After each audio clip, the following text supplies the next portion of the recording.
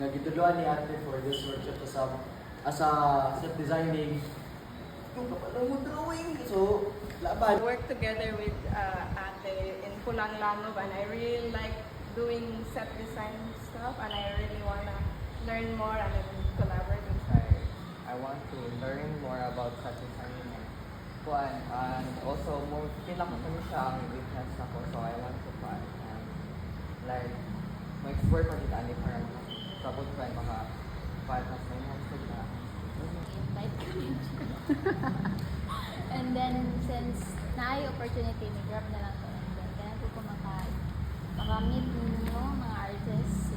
A year already since nakadraw ko and na-inspired sa ito ni Ate Artisa sa iyang Anong ginawa ko? Pulang Langob.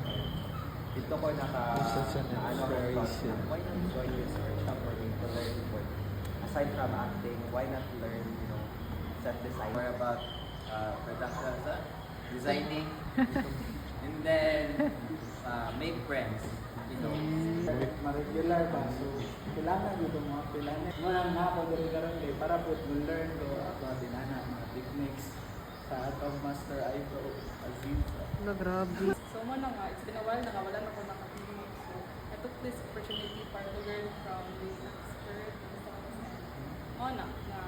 Unsa gyud, saon gyud ang concept design sa theater. Ano ko sa research. Okay, fourth year naman eh.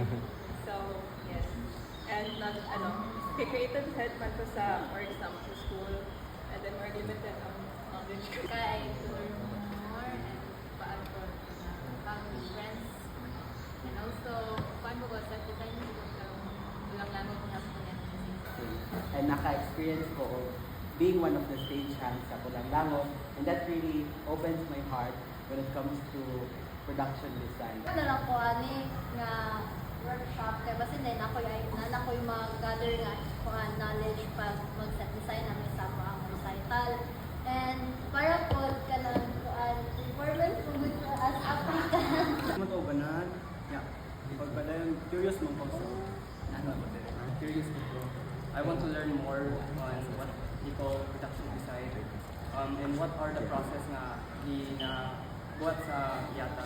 I was like sure I should learn more about it and maybe it will come useful to me. Sa last year nga nila Campus Theater sa Pulang Langob, yung akong teacher sa inyo po nila. And dito ko na-inspire na sa design, kadaan kay ko niya, mahilig na kung mga arts, even though di pa kayo kumaayo ka. Di ba? O sa Maniso, kailangan na ito siyang abilan, katunan, with Ate Z. So,